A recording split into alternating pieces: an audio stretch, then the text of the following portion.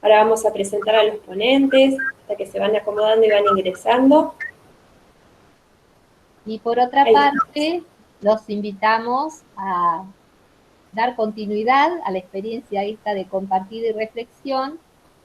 Para los que deseen, a las 20 horas será la presentación del libro Pensar la Vuelta, Pensar de Vuelta, del doctor Iván Ariel Fresia. Y el día de mañana, anticipamos esto, en lugar de hacerlo al cierre, ahora que van llegando todos, en el día de mañana tendrán en el horario de las 17 la presentación de otro libro de Abribú y Silvina Girks, Aprender a ser director-directora, a las 18 las mesas de trabajo, con presentación de ponencias, y como cierre la conferencia de Mónica Coronado. Están activas 9 mesas, una parte hoy, otra parte mañana. Entonces, ¿les parece iniciar? Muy bien. Bueno. Ahí ya están ingresando algunos más. Ingresando algunos más, bien. Sí, ahí están admitiendo. Les recordamos, y bueno, les damos la bienvenida a los que se van sumando. Les recordamos que tenemos una primera parte de ponencias y luego va a haber un momentito para recuperar dudas, para recuperar inquietudes, resonancias, seguramente también que van construyéndose de lo compartido anteriormente con Ruth. Así que una alegría poder encontrarnos en esta mesa de trabajo. Tenemos la posibilidad de ir registrando también en el chat estas resonancias, provocaciones, lo que suscite la palabra de estos colegas que nos van a acompañar desde 4 ponencias. Unos minutos antes que entraran todos ustedes, tuvimos unos intercambios acerca de cómo querían ser presentados. Y nos fueron informando de su amplia experiencia, tanto en el campo de trabajo, en la conducción de escuelas, como a nivel académico, sus formaciones como profesores, doctores, magíster. Y bueno, algunos terminaron diciendo, digan el nombre, digan o anúnciennos por el nombre y el título de la ponencia. Así que bueno, es un placer presentar entonces a las primeras profesoras, licenciadas y una de ellas doctora que nos van a acompañar desde este primer tema, comunicación y participación, rasgos de una identidad institucional que funcionan como faros ante la pandemia, análisis de un caso. Son Analía Herrovidar y María Alejandra Long. Así que nos ponemos a la escucha con esta riqueza que nos da justamente abrirnos a otras voces y hacerlas dialogar con las propias experiencias. Les dejamos entonces el espacio.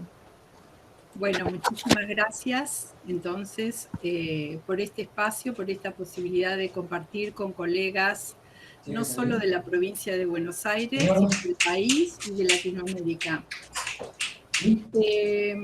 Nosotros vamos a presentar un trabajo que es una experiencia interinstitucional que venimos desarrollando desde hace mucho tiempo, 8 años formalmente, trabajando de manera articulada entre una escuela secundaria, que es la escuela secundaria número 6 de la ciudad de Olavarría, y un grupo de investigación de la Facultad de Ciencias Sociales de la UNICEN, universidad regional que tiene un doctorado funcionando en Tandil y 3 universidades funcionan en la ciudad de Olavarría.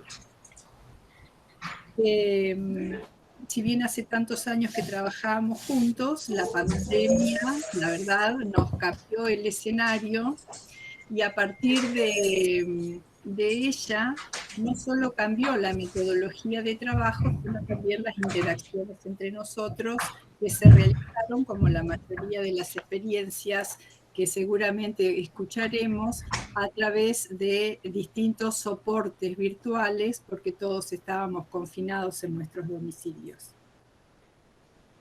Si pasamos a la siguiente diapositiva, les contamos que este trabajo, que tiene su eje en el desarrollo o en el armado de una escuela secundaria que tomamos como caso ante lo que Alejandra denominó al principio, me sentía parada al borde del abismo cuando pensaba cómo armar una escuela sin presencialidad, sin territorio.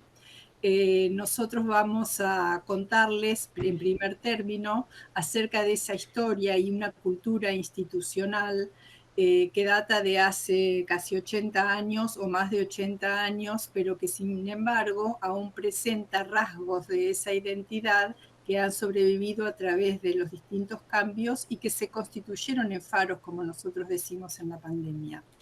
Luego vamos a hablar de esos dos pilares que son la comunicación y educación, cómo desde el grupo de investigación los percibimos con esa fuerza teórica, pero en realidad manifestándose en un escenario nuevo, novedoso.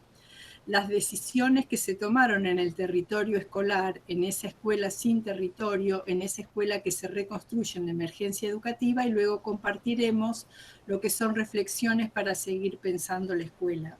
Pero antes de que Alejandra hable de la historia, habíamos pensado que yo, que vendría como a ser la externa en esto, compartiría con ustedes cuál es esa fuerza pregnante de la institución que está vinculada con mandatos fundacionales que hicieron que esta escuela, que se construye a demanda de un sector social medio en ascenso, y que se manifestaba, que buscaba la necesidad de no mandar a sus hijos a las escuelas católicas secundarias que existían en el momento, ni a la escuela normalista de Sarmiento, que eran las opciones que se tenían en nuestra pequeña ciudad de Olavarría por aquel entonces, a través de las gestiones de la comunidad, de un grupo de padres y de maestros muy proactivos, logran la creación de esta escuela,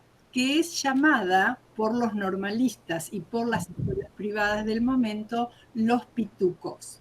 Esa idiosincrasia de los pitucos se basaba básicamente en querer tener una escuela que fuera fundamentalmente laica y que tuviera otra orientación que no fuera la docencia, ¿no? Ni esa fuerza o a veces rigidez que solían tener los colegios normales de la época. Y estas características que tuvieron los pitucos son sin duda algunos de los rasgos de identidad que hoy encontramos en las características de la participación que los chicos muchos años después siguen demandando en las instituciones escolares. Bueno, Lala, te cedo la palabra y pasamos a la próxima diapositiva.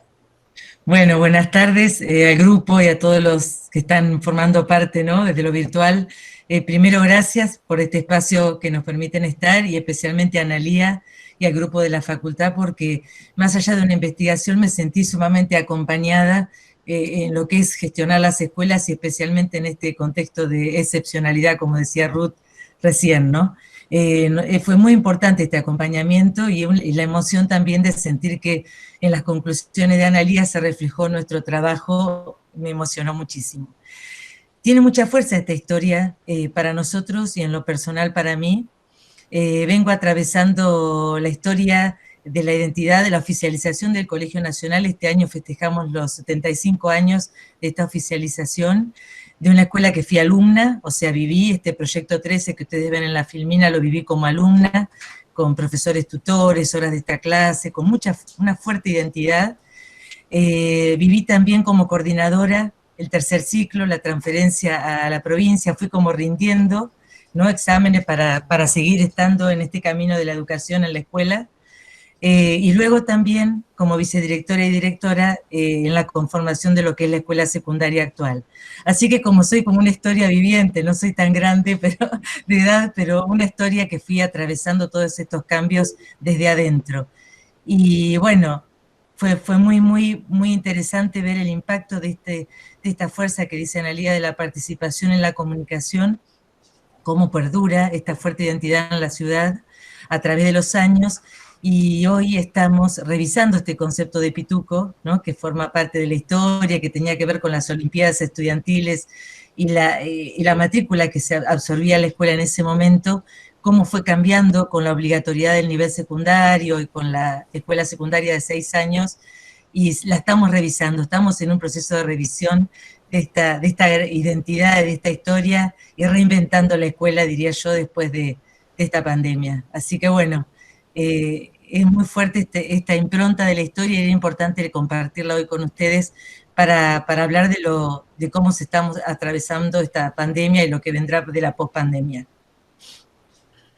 Próxima diapositiva, si les parece. Bueno, no vamos a ahondar en lo que son los detalles y los relatos que nosotros vamos haciendo de cómo se entremezcla en la voz de los distintos actores que íbamos entrevistando desde el proyecto de investigación.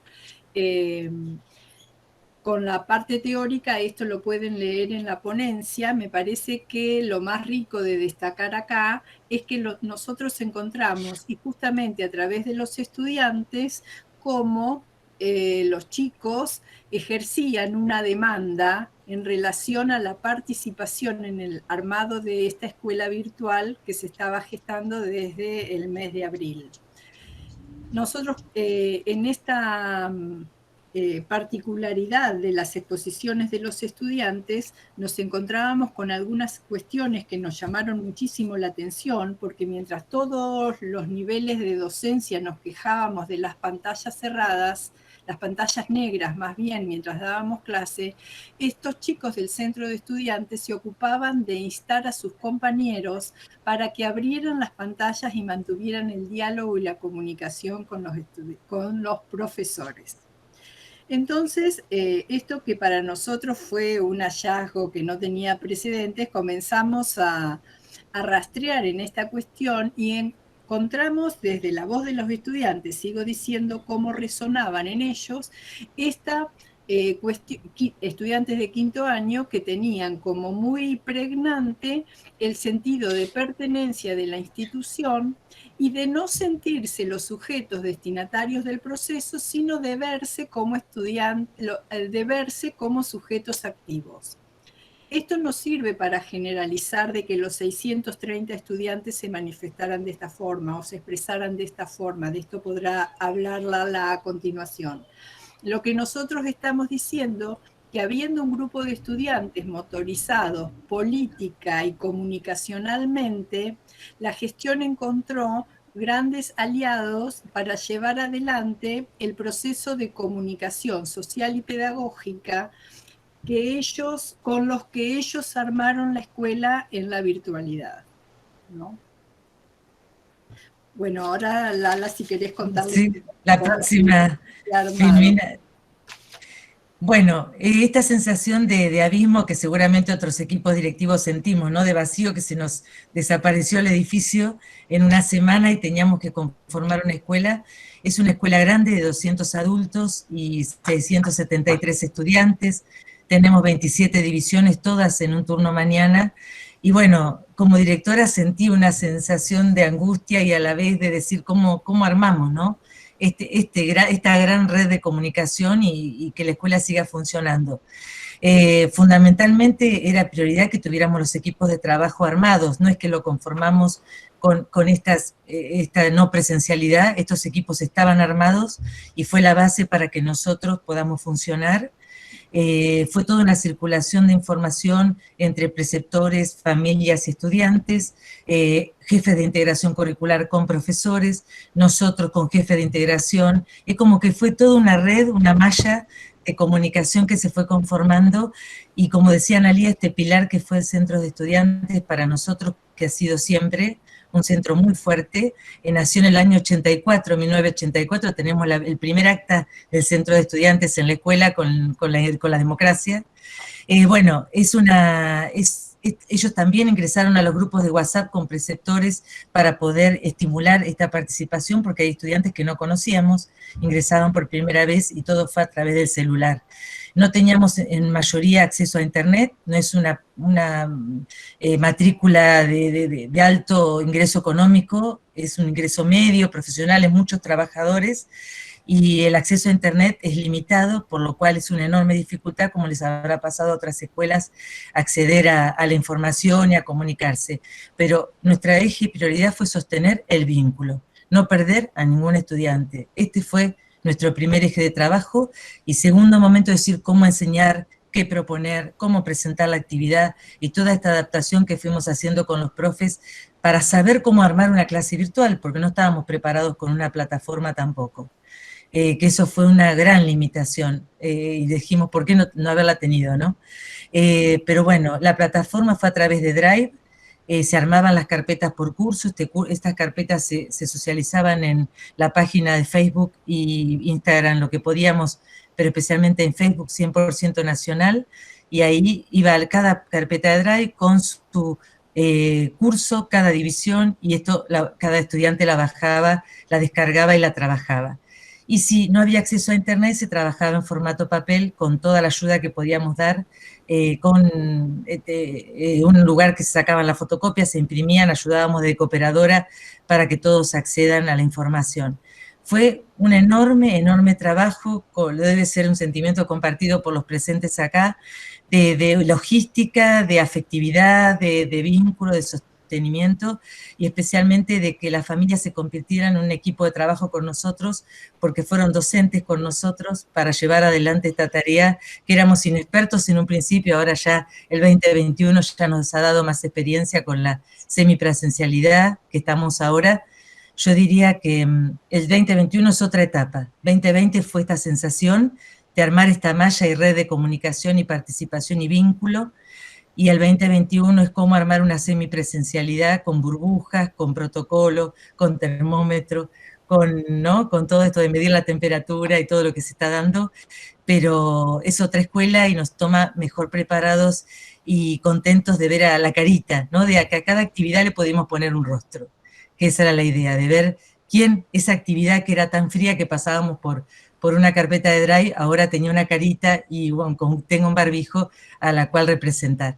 Así que bueno, me emociona mucho hablar de la escuela porque quiero mucho este lugar y 100% comprometida con la educación, como todos los docentes que estamos en las jornadas, y bueno, y estar acompañada por la facultad en esta tarea y con Analía, que ha sostenido mucho esta emocionalidad en nosotros, el equipo directivo, agradecida enormemente.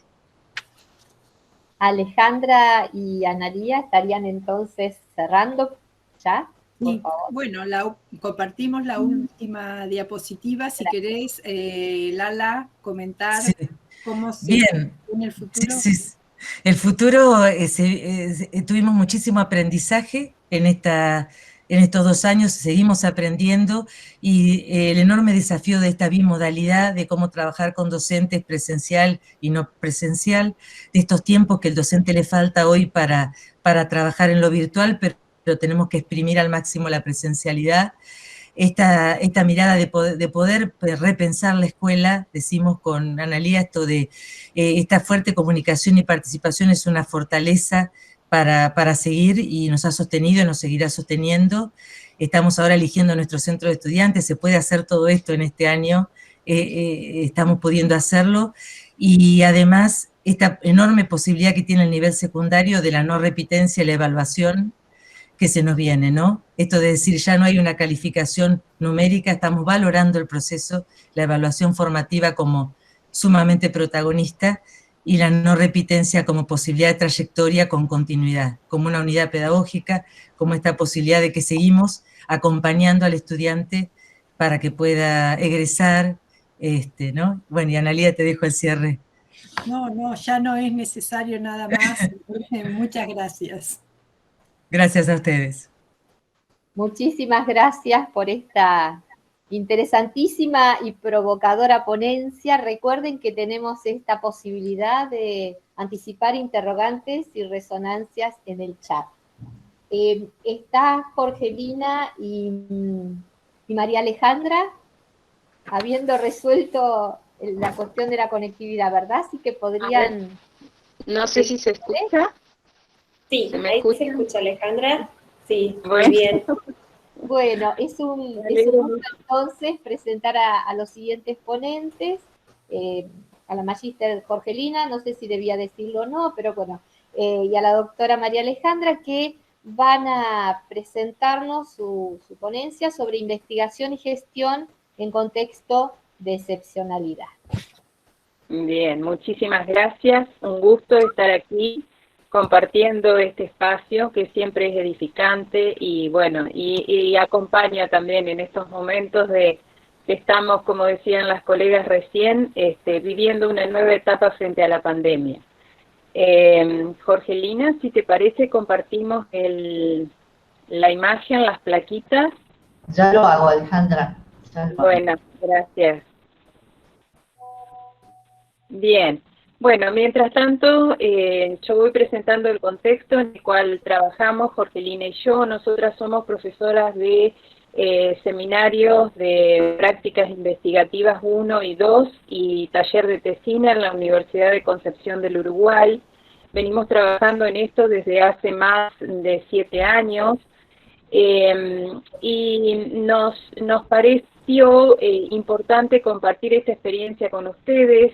Nosotros trabajamos la investigación y la gestión en el contexto de excepcionalidad, pensando, no sé si querés avanzar, Jorgelina, con el PPT, para ubicar la universidad. La universidad está en la provincia de Entre Ríos, en la ciudad de Concepción del Uruguay. La ciudad de Concepción del Uruguay está precisamente sobre el río Uruguay, frente a la República Oriental del Uruguay. Esa es la sede central de nuestra universidad. Y a su vez trabajamos en instituciones áulicas en la provincia de Santa Fe. Bien, para dar comienzo a esta breve exposición, si querés avanzamos, Jorgelina, con la siguiente placa. Nosotros pensamos cuál es la problemática que ha generado la pandemia, el surgimiento del COVID, que todavía nos tiene un poco tensionados. No solamente pensamos en el ámbito de la salud, sino que también ha producido un alto impacto en lo que es en la educación, los movimientos sociales y políticos que se han ido dando a lo largo de todo 2020, que ha sido un año bastante convulso, y lo que está haciendo de 2021. Entonces pensamos que frente a esta situación, ¿quiénes son o quiénes somos los que debemos resolver las situaciones a nivel de las organizaciones educativas? Y no nos queda duda que los responsables de dar una respuesta en este contexto, sobre todo atendiendo las necesidades de aprendizaje de los estudiantes, somos las personas que trabajamos dentro de la organización. Alejandra, Sí, perdón la interrupción. Les pedimos, si tienen los que no están haciendo ponencia, que cierren por favor los micrófonos, que estamos recibiendo interferencia. Jorgelina, si vos también podés cerrar tu micrófono hasta tanto interpongas, para Sí, escucharlo mejor. te escucho. Voy a intentarlo, ¿sabes? Porque estoy Bien, cualquier compartiendo. cosa te puedo asistir con la presentación, si no, Jorgelina. Yo no puedo cerrar el micrófono porque estoy presentando. Bien. Mirá, voy a no solo la saco, cierro y vuelvo a entrar. ¿Sí? Bien. Si deseas, Jorgelina, te hago la presentación. Así pueden desarrollar su ponencia. bien. Espérame, Alejandra, para cerrar.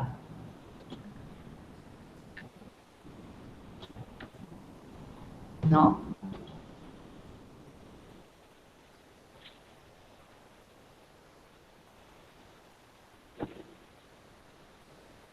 Aguardemos unos minutitos, por favor. Así logramos un mejor sonido y podemos escuchar la experiencia. Bien. Bueno, mientras tanto yo puedo continuar con la ponencia. Si no tengo el apoyo visual, no pasa nada. Lo interesante por ahí era que las personas que están escuchando pudieran seguir visualmente lo conceptual de la exposición. Bueno, simplemente lo que planteamos desde nuestras cátedras, que siempre lo vamos analizando, digamos, es que los que debemos dar una respuesta a los cambios desde la organización educativa somos precisamente los que trabajamos dentro de la organización, ¿no? y generalmente las respuestas que damos las hacemos desde las propias estructuras mentales, o sea, desde esta visión del mundo que tenemos y desde esa idea de mundo, de construcción de mundo, desde la afuera de la organización educativa, es como la respuesta que generamos desde la dentro de la organización, ¿no?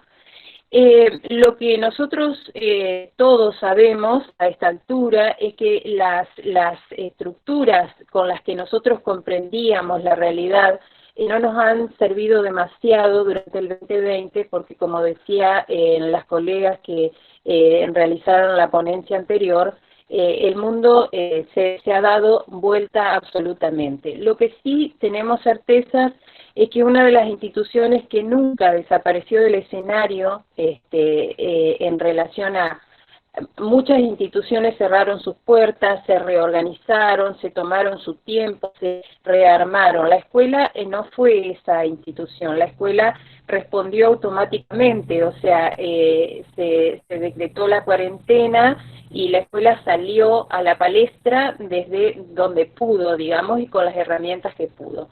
Entonces pensamos que el cambiar la mirada o cambiar las estructuras desde donde analizar la realidad nos exigió, digamos, movernos desde el punto de vista, el punto de mira desde donde veníamos trabajando.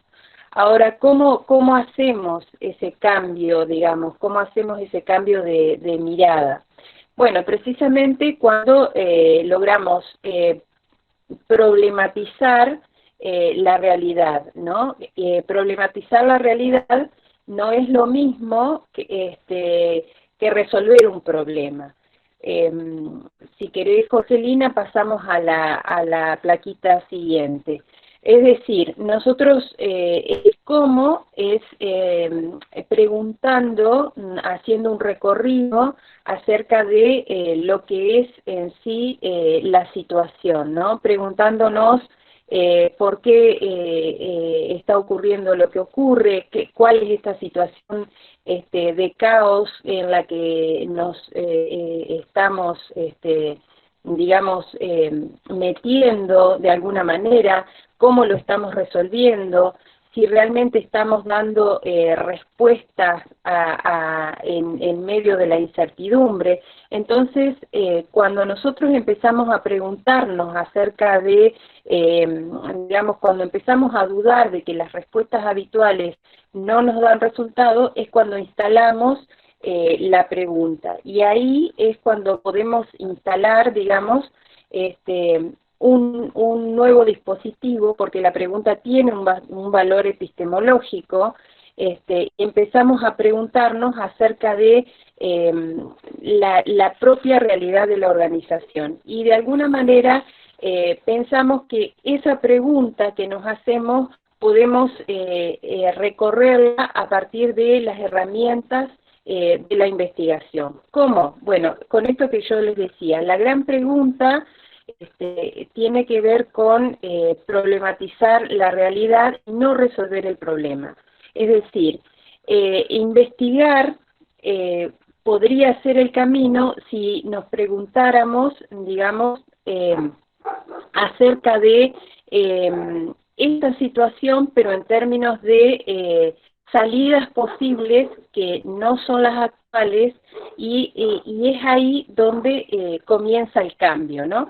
Entonces, el qué está ocurriendo tiene un valor epistemológico muy importante, es el inicio de, digamos, de este recorrido, pero tiene que ser un recorrido que tiene que resultar de una construcción colectiva, es decir, la estructura puede llegar a sacudirse internamente y podemos usar la herramienta de la investigación si verdaderamente todos, el equipo que trabaja en la gestión institucional, tenemos de alguna manera la mirada puesta en, digamos, problematizar y no tanto en resolver el problema con las viejas herramientas con las que contamos. Ahora sí te doy la palabra, Jorgelina. Bueno, gracias, Alejandra. Bien, bueno, tomando lo que expuso mi colega, vamos a ver entonces un poquito, vamos a tratar de exponer qué es, de dónde partimos con este conocimiento sobre los problemas. O sea, vamos a tratar de construir un conocimiento que sea contextualizado dentro de la propia institución. ¿Qué problemáticas vamos a trabajar con esto de lo inédito, de lo que irrumpe en este escenario, ¿no? En el pasado y en el pandémico y en el post-pandémico? Y pues vamos a tratar de desnaturalizar, ya que este escenario nos lleva a preguntarnos y a transformar esas preguntas en problematizaciones. Por ejemplo, ¿cuáles son las perspectivas diversas del currículum, pero no del macro, del que viene, digamos, impuesto, del que se trabajan desde las propias políticas educativas, sino el desarrollo del currículum en las aulas, en nuestras aulas, en este contexto de hibridación, bimodalidad, llamémoslo de diversas maneras como decía Hart. Bien, les doy una oportunidad para trabajar, problematizar situaciones de los institutos de formación docente, por ejemplo, el trabajo en los 3 campos, el general, específico y en las prácticas, sobre todo en las prácticas. Experiencia innovadora, tanto que venimos con el discurso de distintos autores sobre mejora, cambio, innovación. Es el momento de tomar todo esto inédito para poder replantear y reorganizar la innovación.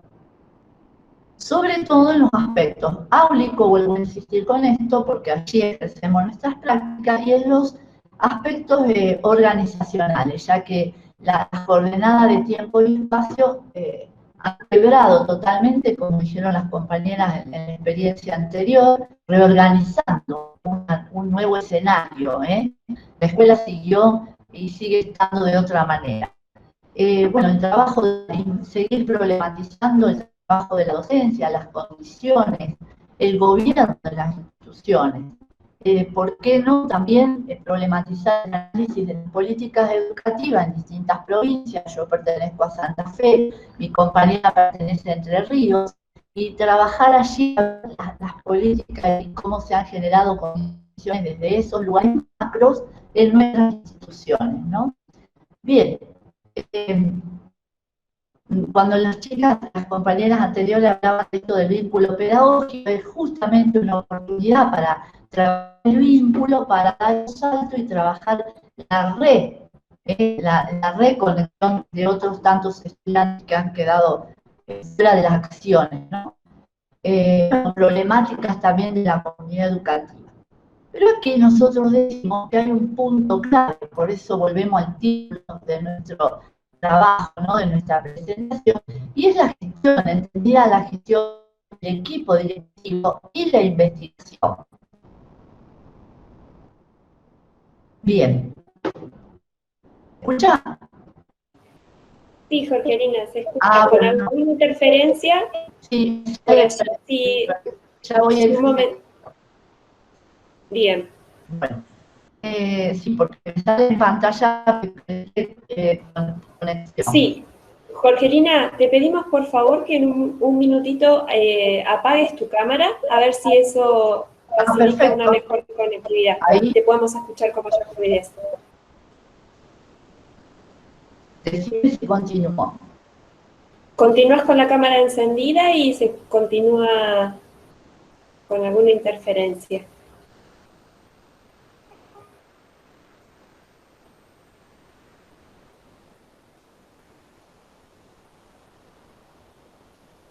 Ahí me parece que no continúa con la conexión. Sí, se le desconectó. Alejandra, ¿estás por ahí? Sí, estoy aquí yo. Bien, muy bien. Podremos ir haciendo de a poquito la integración, ya casi estamos con el tiempo. Sí, bueno, para ir cerrando un poco la idea, lo que nosotros planteábamos, digamos, como salida posible, echando mano a la investigación, es que el plantarnos frente a la experiencia, preguntarnos la experiencia desde el punto de vista de la investigación, sería generar un problema de investigación. Una vez que decidimos, digamos, hacer recabar datos en la institución, que la institución no maneja habitualmente los datos, se puede hacer una pequeña recapitulación de información, transformarlas en datos, categorizarlas y a su vez elaborar un proyecto de intervención acerca de la problemática que en este momento surge en la institución, que tiene que ver sobre todo con el manejo del nuevo tiempo y del nuevo espacio. Nosotros estamos trabajando con agrupamientos, estamos trabajando con un tiempo diferente, estamos trabajando con cronogramas, cronologizando la presencia de los estudiantes en las instituciones, estamos trabajando con grupos reducidos.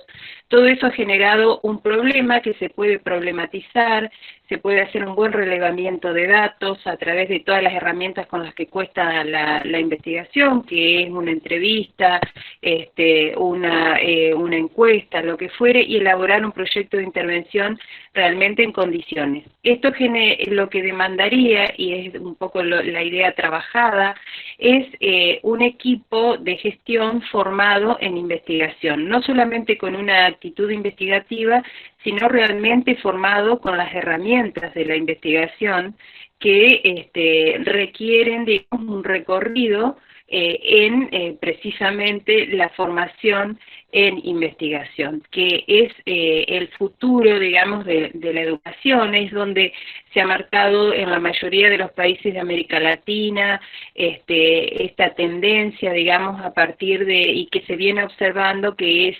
la construcción del conocimiento, pero no simplemente a partir de la sensación, sino a partir de la pregunta epistemológica. Esta sería un poco la visión y el trabajo que venimos haciendo en las cátedras con Jorgelina.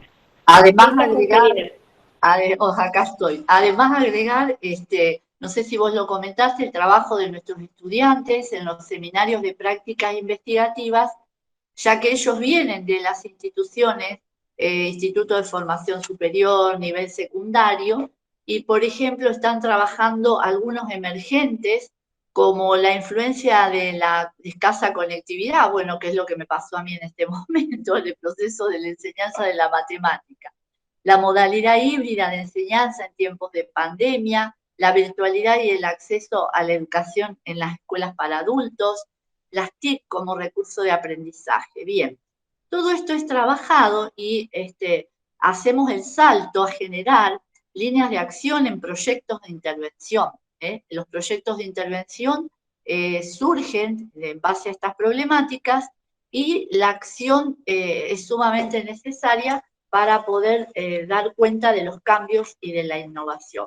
No sé si tengo que ir cerrando o si ya estamos... Sí, Jorgelina, ya estamos excedidas con el tiempo. Muchísimas gracias por la oportunidad y disculpen los inconvenientes técnicos. Gracias a la universidad y a ustedes, al equipo. Muchísimas gracias. Entonces, recuerden seguir escribiendo sus resonancias o anticipando en la reflexión las preguntas que harían, y vamos a dar paso a la tercera presentación, a la tercera ponencia, cuyo título es La educación en tiempos de pandemia, algunos retos y desafíos.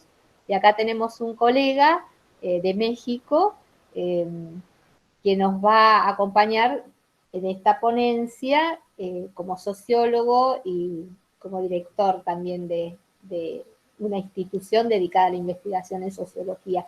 No sé si, Ángel, si Sailí se puede incorporar o estarás vos solamente. Solamente yo. Bien, bien. Los problemas de conectividad se dan en todos los lugares, ¿no? Sí. Bienvenido entonces, Ángel, y una gran alegría compartir desde México. Gracias. No sé si me puedan apoyar con la presentación. Sí, cómo no, y empezamos con la presentación.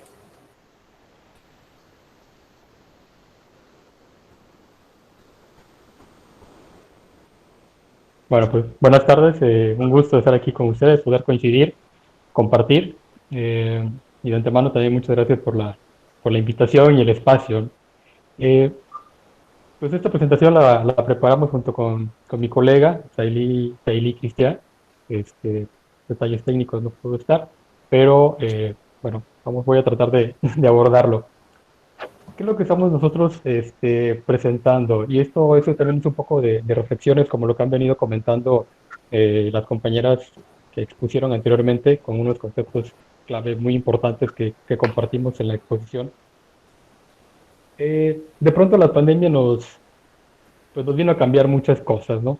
Si pasamos a la primera, por favor. Perdón, a la tercera diapositiva. Es ahí.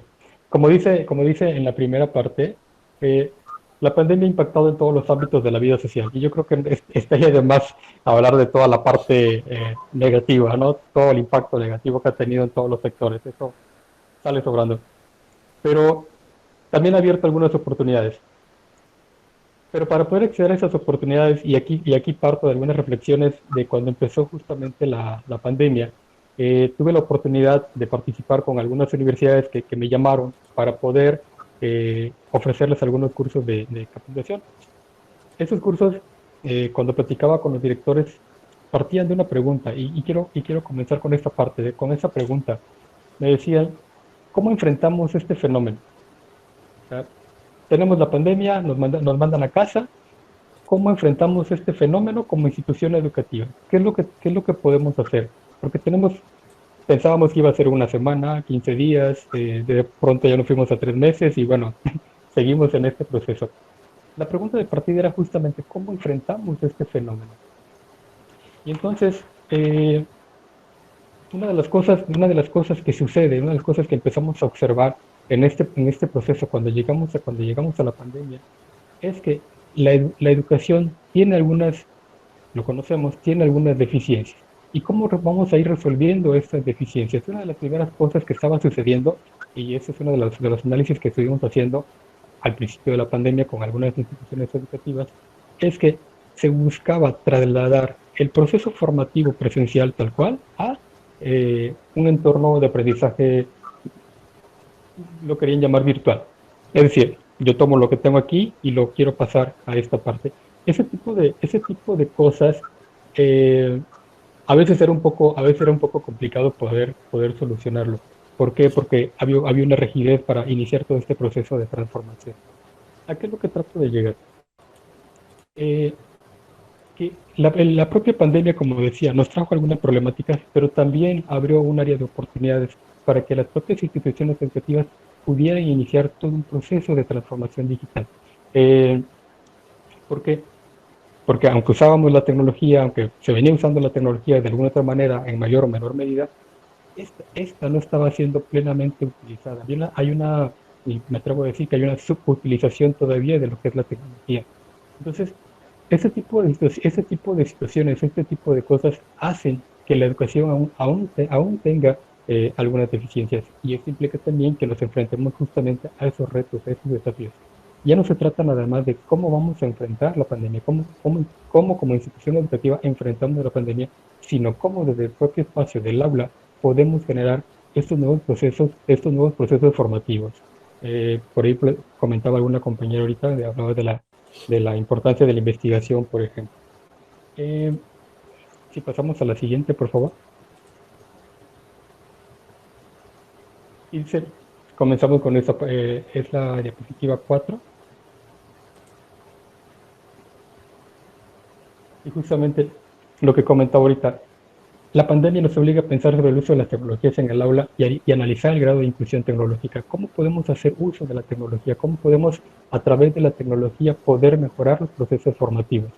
Lo que buscamos hacer en estos espacios es cómo la tecnología puede contribuir a mejorar los procesos formativos. Una de las cosas que había es que, por ejemplo, no todas las instituciones educativas tienen los suficientes recursos, no todas las instituciones educativas tienen un grado, digamos, un nivel de conocimiento sobre lo que son las propias tecnologías. ¿Esto qué provoca? Esto provoca una dificultad para poder acceder justamente a procesos formativos que vayan acompañados por la tecnología y poder desarrollar y poder aprovechar todo su potencial. La siguiente, por favor. Aquí también hay otra parte importante, la parte de los desafíos docentes. No solamente se trata de aprovechar la tecnología, de hacer uso de la tecnología, de acercar la tecnología, sino también tiene que haber unas rutas de formación para todo el cuerpo docente. Entonces, cuando empezábamos con esta parte de cómo enfrentamos la pandemia, hablábamos de justamente tener una visión integral de desarrollo, en donde hablamos de incorporar y mejorar el uso de la tecnología, la parte de la formación docente que juega un papel importantísimo. ¿Por qué? Porque en la medida que podamos nosotros capacitar a nuestro capital humano es como vamos a poder obtener mejores resultados. ¿Qué estaba sucediendo? Y hablo desde la experiencia que me tocó vivir en esos procesos, es que no había como tal un proceso de formación docente. Entonces, esta debilidad que estaba ahí, y que en algunos casos todavía prevalece, esta debilidad de alguna manera impacta sobre el proceso formativo de los estudiantes. ¿Por qué? Porque no es una cuestión de capacidad, no es falta de competencia, no tengo los recursos necesarios, los elementos necesarios o el conocimiento necesario para poder usar, por ejemplo, como decía hace un momento una compañera, herramientas tecnológicas, por ejemplo. ¿Qué herramientas tecnológicas tengo? ¿De qué recursos tecnológicos dispongo para poder desarrollar una clase, por ejemplo? ¿Cómo poder llevar a cabo una clase que capte la atención del alumno? ¿Qué elementos tengo para poder mejorar este proceso formativo? Entonces, si esos elementos no están presentes, si estos elementos no se impulsan, entonces, de alguna manera, genera estas dificultades, como decía, en este proceso formativo. Esto afecta, desde luego, el propio proceso de aprendizaje. Entonces, partiendo de la pregunta de cómo enfrentamos, la respuesta tiene que ser justamente una visión integral, una visión que englobe todas las áreas que involucra a la propia institución educativa, desde la propia transformación de la institución, el proceso de formación docente, la capacitación, por ejemplo, del personal administrativo, que juega un papel importante en el proceso de desarrollo. ¿Para qué? Para dar un buen servicio. Entonces, la pandemia ciertamente afecta en algunos sentidos, pero también nos abre posibilidades, es decir, nos da la posibilidad de poder mejorar lo que estamos haciendo, cómo lo estamos haciendo, conocer nuevos recursos, conocer nuevas formas de poder ofrecer una clase. Hoy día, por ejemplo, hablamos de lo que son, por ejemplo, los sistemas híbridos. ¿Por qué? Porque entonces eso se vuelve una respuesta a lo que está sucediendo en este momento, ¿no? Como un proceso de transición hacia este eventual regreso a clases. La siguiente, por favor.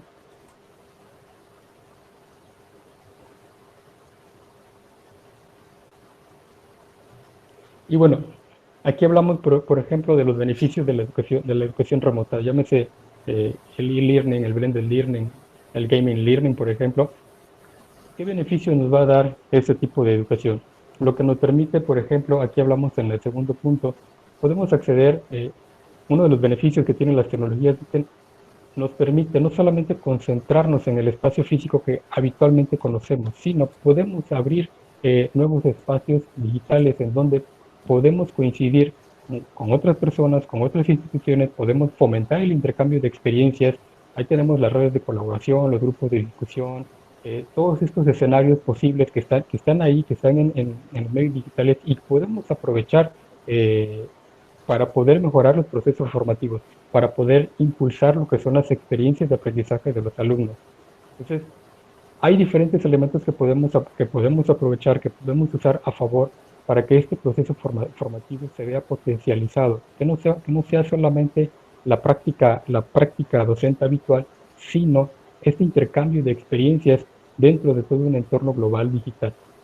Si aprovechamos estos recursos que están ahí disponibles, si aprovechamos todo este potencial, los procesos formativos pueden verse favorecidos. Como decía, ciertamente la pandemia nos ha impactado negativamente en algunos sentidos, pero también nos ha abierto hacia nuevas posibilidades. Hoy día, como decía en algún momento, estamos a un clic de distancia para poder acceder a un cúmulo de información, ¿no? Das un clic en Facebook, Instagram, a las redes sociales, en YouTube o a través de las plataformas digitales.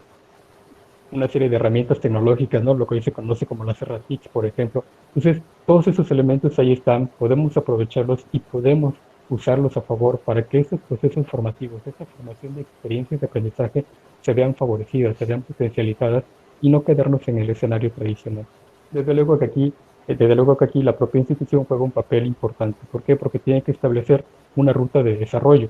Y esa ruta de desarrollo es no solamente la formación docente, sino como institución, ubicar dónde estoy parado en este momento, cuáles son mis recursos disponibles, hacia dónde quiero llevar a la propia institución y cómo voy a bajar toda esa información, cómo voy a bajar esa visión de lo que quiero como institución para poder entonces iniciar todo este proceso de transformación. ¿Por qué?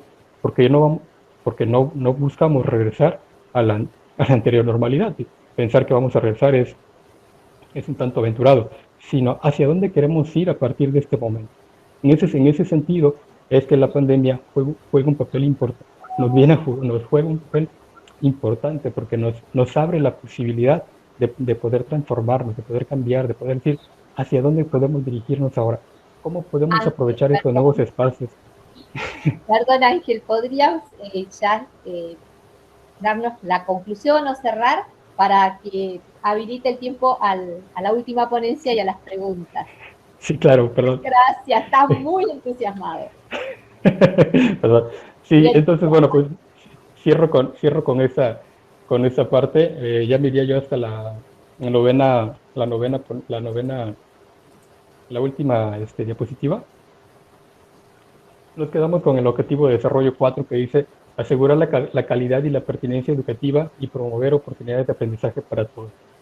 En la medida que logremos establecer rutas de desarrollo desde las propias instituciones, donde cada institución asume el compromiso de establecer estas rutas de desarrollo, creo que podemos acceder justamente a esta parte de impulsar lo que es la calidad educativa, la inclusión educativa, la educación para todos y esta frase que dice no dejar a nadie atrás. Yo cerraría con eso. Muchísimas gracias. Muchas gracias, Ángel. Muchas gracias. Entonces, escuchamos ahora a nuestra última ponente, Mónica Dana, que es una directiva en ejercicio, profesora y licenciada en Ciencias de la Educación. Nos va a compartir la escuela desde casa y ahora qué. Así que la escuchamos.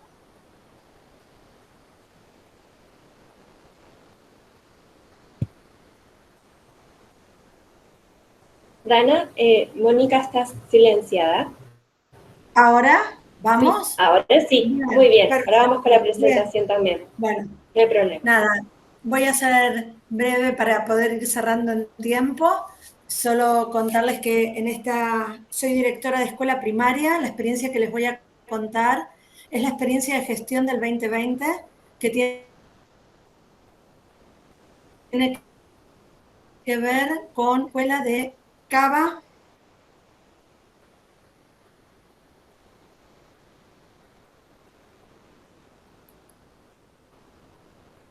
A ver si ahí se escucha. ¿Se escucha bien?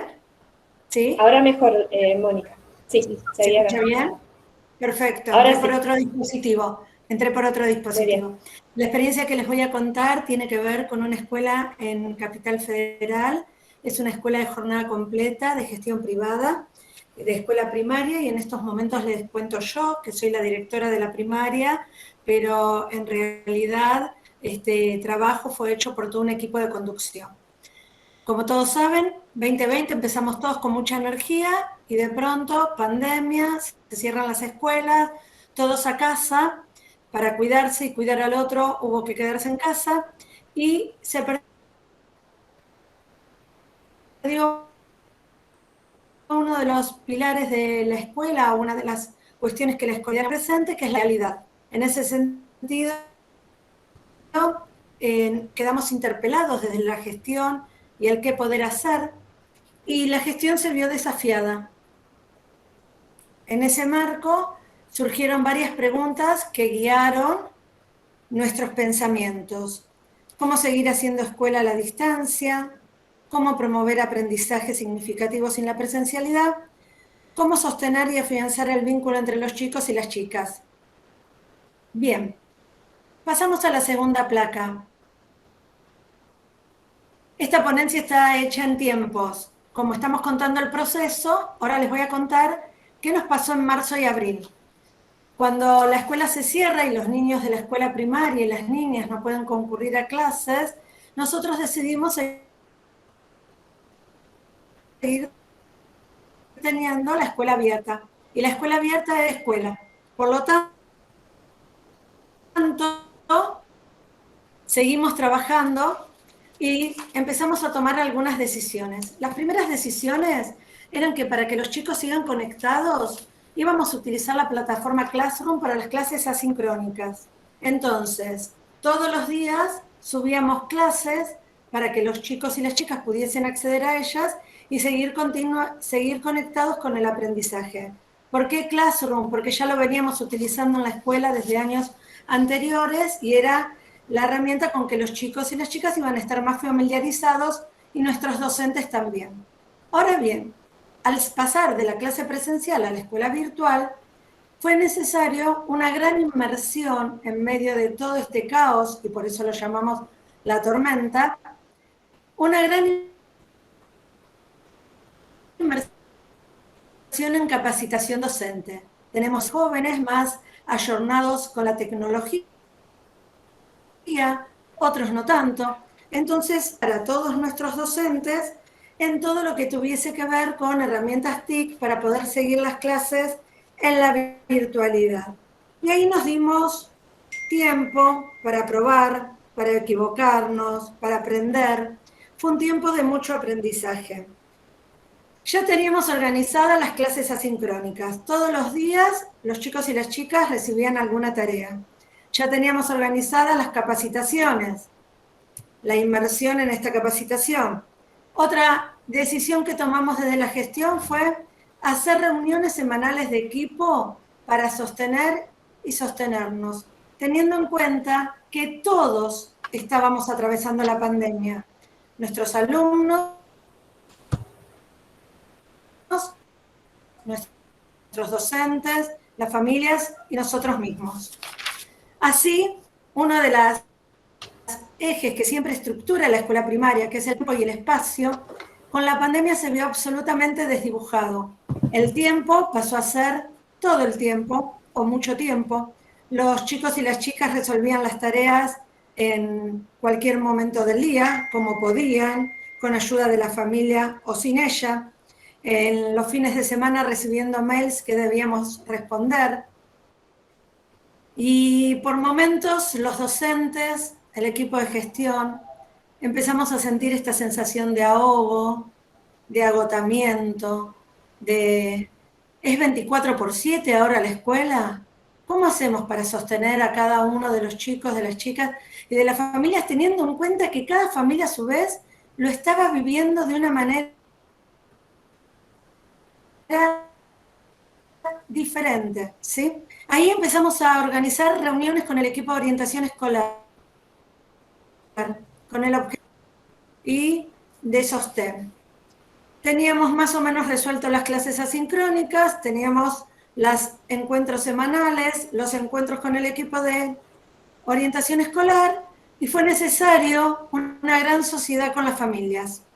Ahí una de las tensiones que se generó fue ¿qué comunicamos a las familias? ¿Qué y cuánto? Comunicamos por mail, comunicamos por el tablón de Classroom y enviamos a las casas tutoriales y explicaciones de cómo acceder a la tarea, de cómo abrir un Google Doc, de cómo subir un video, para así las familias que en esos momentos se habían convertido en socios absolutos de la escuela, porque la manera de sostener a los niños y a las niñas en casa, sí, fue muy necesario establecer la comunicación. Una vez que tuvimos resuelto el tema de las clases asincrónicas, fuimos por otras preguntas. Bueno, no nos estamos viendo. ¿Cómo hacemos para volver a tener este vínculo con los chicos y las chicas en encuentros sincrónicos? Optamos por la plataforma Meet en un principio y empezamos con encuentros sincrónicos semanales con los grados superiores. Una vez que probamos que eso funcionaba, después que solucionamos que si se escuchaba, si no se escuchaba, si todos entraban con el micrófono abierto, si apagaban la cámara o no, fuimos por los grados intermedios y luego por los grados inferiores. Y ahí surgió una nueva tensión. Una de las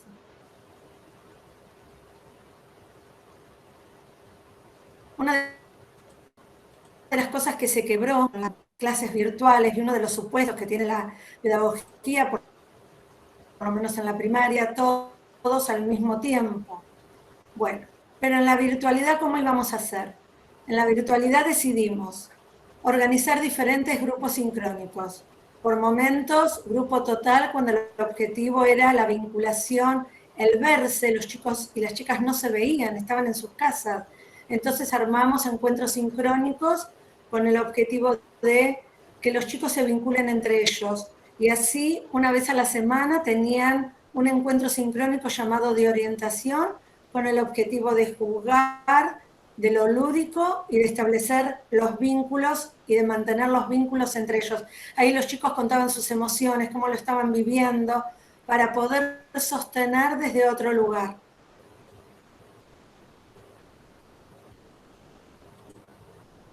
Y a veces, grupos reducidos, la idea era ejercitar, explicar,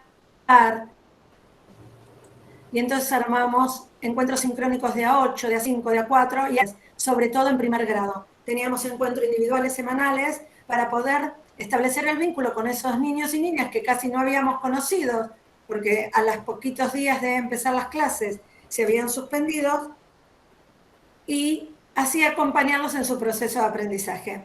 Así más o menos fuimos transitando a marzo y abril, con mucha energía de los docentes, con mucho compromiso de los docentes, con mucho compromiso de las familias que nos acompañaron y mucho. Podemos pasar a la otra placa. Pasada la tormenta, podemos decir que el tiempo de mayo y junio fue un tiempo de surfear y navegar. Por momentos teníamos aguas tormentosas y teníamos que surfear la ola. Y por momentos armónico en el desarrollo. Un punto importante que me gustaría marcar es la comunicación que establecimos con las familias. Una vez terminado el mes de abril, nosotros diseñamos un proyecto que se llamó Vialic desde casa, Vialic es el nombre de la escuela, con objetivos concretos que tenían que ver con sostener el aprendizaje, que el aprendizaje siga sucediendo, sostener el vínculo con los chicos y las chicas, sostener y acompañar, alojar a cada uno de ellos. Entonces, en mayo organizamos reuniones de padres con todos los padres y madres de todos los grados, donde explicitamos nuestros objetivos y también explicitamos qué esperábamos de las familias en este acompañamiento. Cómo los niños pequeños a conectar las sincrónicas, cómo acompañarlos en las asincrónicas. El rol de la familia ahí se vio con cierta tensión. ¿Quién enseña? ¿Quién aprende? ¿Quién enseña? ¿Los papás y las mamás en las casas? ¿Los maestros desde los encuentros sincrónicos? ¿Desde las clases en Classroom? Para poder clarificar esto, elaboramos cronogramas que enviábamos de manera semanal a las casas para que pudiesen saber cuándo tenían clases sincrónicas, clases asincrónicas, cómo conectarse. Mónica, y ahí surgió una nueva tensión hacia el interior del... ¿Podrías, Mónica, ir concluyendo que estamos en el tiempo para habilitar preguntas? ¿Cómo no? ¿Sí? ¿Cómo no? Dos puntos que me parece importante. Una vez que nosotros explicitamos el proyecto, pudimos trabajar mejor en equipo.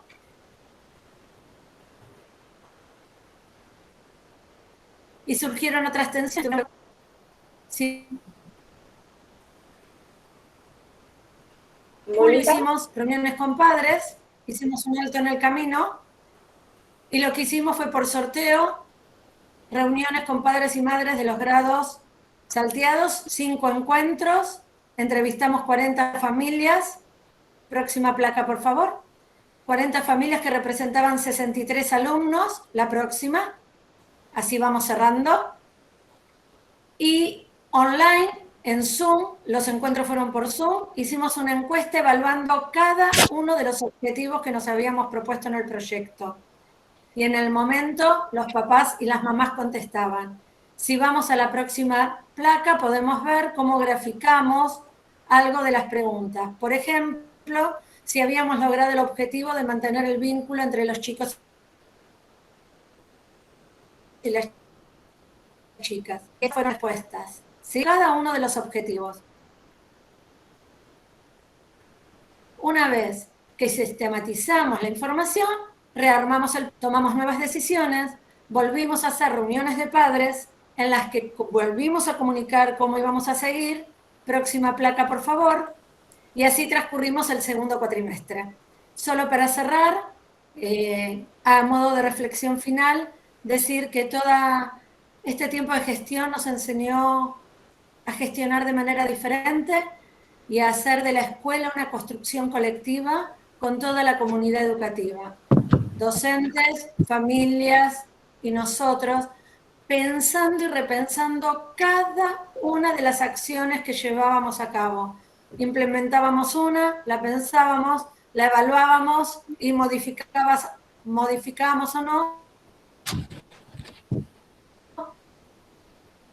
según los resultados que habíamos obtenido. Disculpen si me extendí. Muchísimas gracias por la escucha. Muchísimas gracias, Mónica. Muchísimas gracias a cada uno. Hay preguntas. Alejandra, por favor, ahí tenés el micrófono encendido. Se escucha muy... Ahí está. Ahora sí. Perdón, Silvia. No, por favor. Damos un espacio de reflexión. Podemos también compartir con Ana algunas de las provocaciones que han atravesado las cuatro presentaciones, ¿no? Algunas cuestiones que han resultado comunes y muy movilizadoras. Y eso siempre será desde nuestra percepción, por supuesto. Pero nos gustaría, si ustedes, en principio, pudieran compartir a los ponentes qué les significó escucharlos, ¿no? ¿Qué vinculaciones, resonancias, qué dijeron que tienen que ver con sus propias prácticas, con sus propias experiencias, con sus propias incertidumbres o vivencias de estar al borde del abismo, como compartió el primer grupo, ¿no? O navegando en un mar de incertidumbres, como dijo otro grupo, en medio de una tormenta. Hay una cantidad de expresiones que dicen que este tiempo nos ha marcado, ha dejado huellas, una experiencia a la manera de la rosa de eso que me pasa y que, bueno, nos ha transformado de alguna forma, ¿no? Como personas, como instituciones, como grupos de trabajo. Así que nos gustaría escuchar. Si se animan, vamos.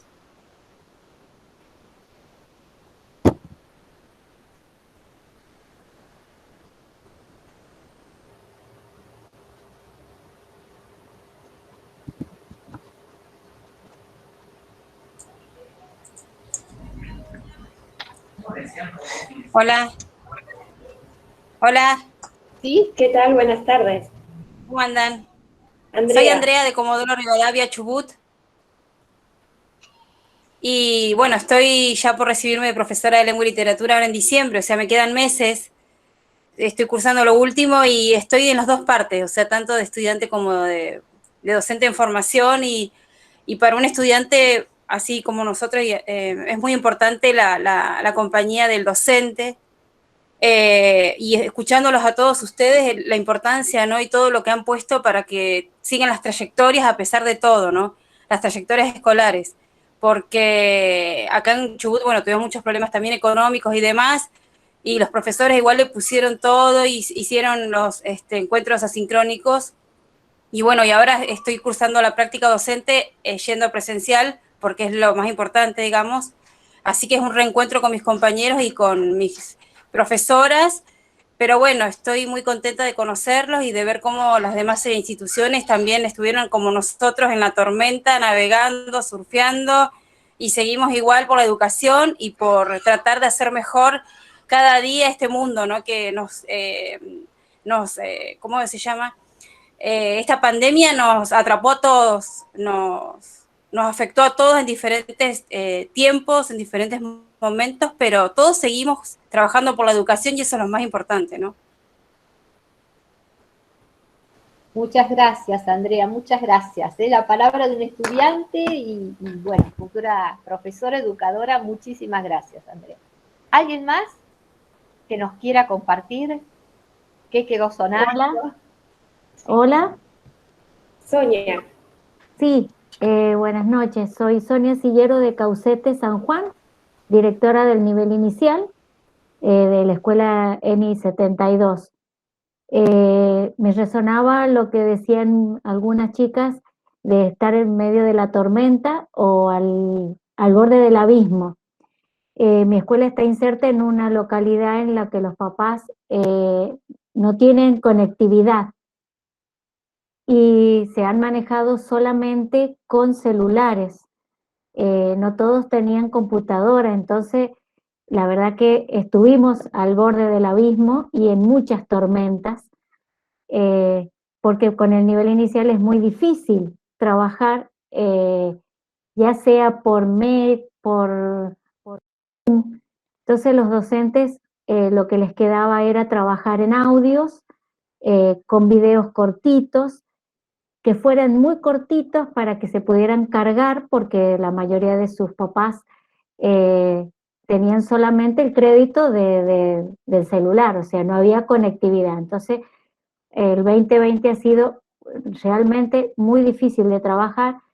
Para nosotros, donde se vio la luz, fue ahora en el 2021, cuando hemos podido volver a las aulas y poder recuperar a nuestros pequeños, porque para ellos el estar trabajando juntos es mejor que detrás de una pantalla. Muchas gracias. Muchas gracias, Sonia. ¿Alguien más?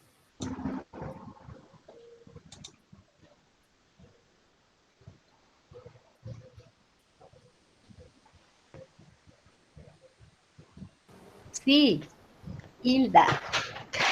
Hola, buenas tardes. Si bien ingresé tarde a las ponencias, la verdad que soy directora de una escuela especial de la ciudad de La Prida, que tiene 10.000 habitantes, con lo cual la connotación de la pandemia fue muy significativa porque nosotros en el mes de junio del año pasado ya iniciamos con alrededor de 100 casos por día, entonces realmente emocionalmente afectó mucho eso a la ciudad y por supuesto a la escuela. La escuela especial es la única del distrito, atiende todas las discapacidades.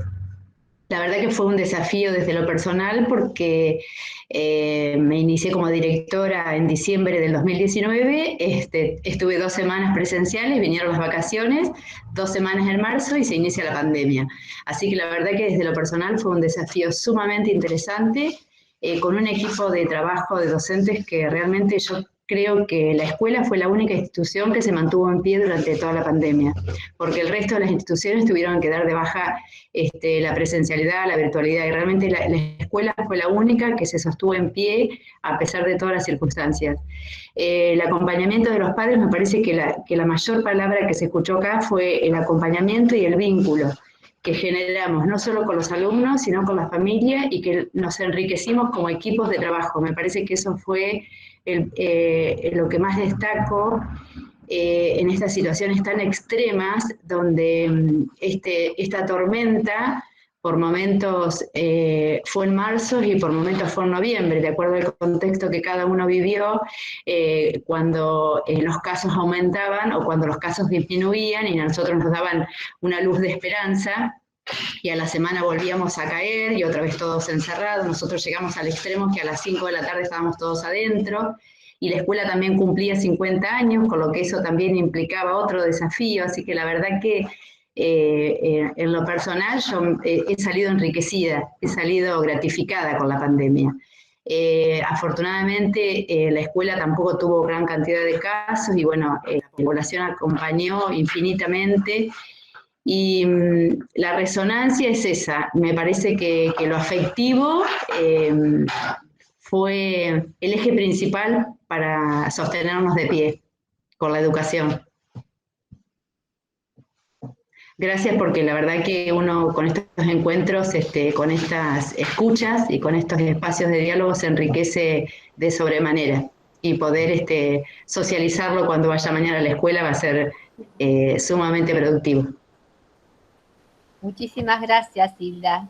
Y realmente esto que decías, una de los términos recurrentes estuvo asociado a la cuestión de la vincularidad, al empoderamiento de los equipos, a la creación de nuevos equipos.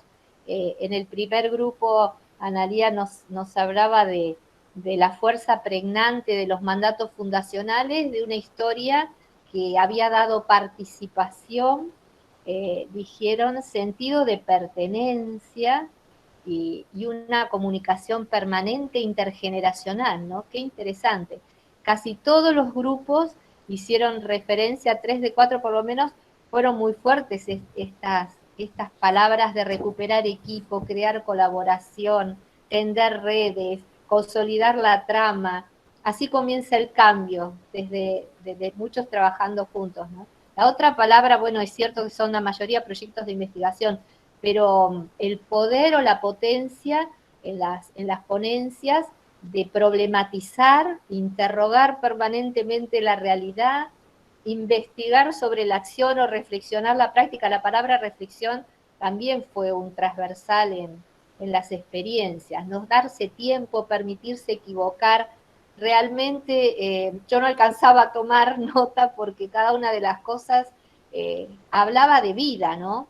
Y de esto, como también dijeron, la escuela estuvo, la escuela respondió, la escuela se le pateó su territorio, pero como la escuela es atravesada por el territorio, no solo es un territorio, aún con todas las sacudidas en la gramática escolar, se hizo educación y se puso el cuerpo y se hizo equipo, ¿no?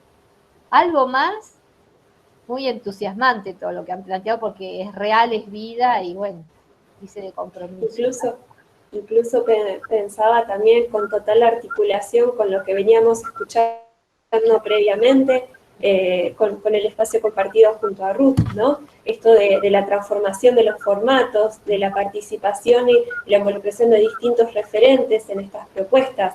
Coincido totalmente, Silvia, que una de las palabras más resonantes de las ponencias tuvo que ver con pensarse en equipos de trabajo. Y dentro de esos equipos de trabajo están consideradas las familias y los distintos referentes. Sin duda es un claro ejemplo, ha sido, creo, este espacio de encuentro e intercambio de lo que hoy nos decía también Ruth, del conocimiento colectivo, ¿no? De poder aprender y construir a partir de experiencias situadas, diversas. Tenemos también a los que se sumaron hace un ratito, los ponentes de distintos lugares, incluso desde México, que fue pensada también esta ponencia en articulación con otra referente de Cuba, más allá de las fronteras y de las situaciones en cuanto a las pandemias, la construcción del conocimiento a partir de esto, ¿no? Qué valioso que ha sido. Estamos en los minutos finales, ya está por iniciar Ariel Fresia con la presentación de su libro. ¿Alguien más quisiera hacer un aporte, recuperar una resonancia, un sentir de tanto de lo vivenciado y atravesado, ¿no?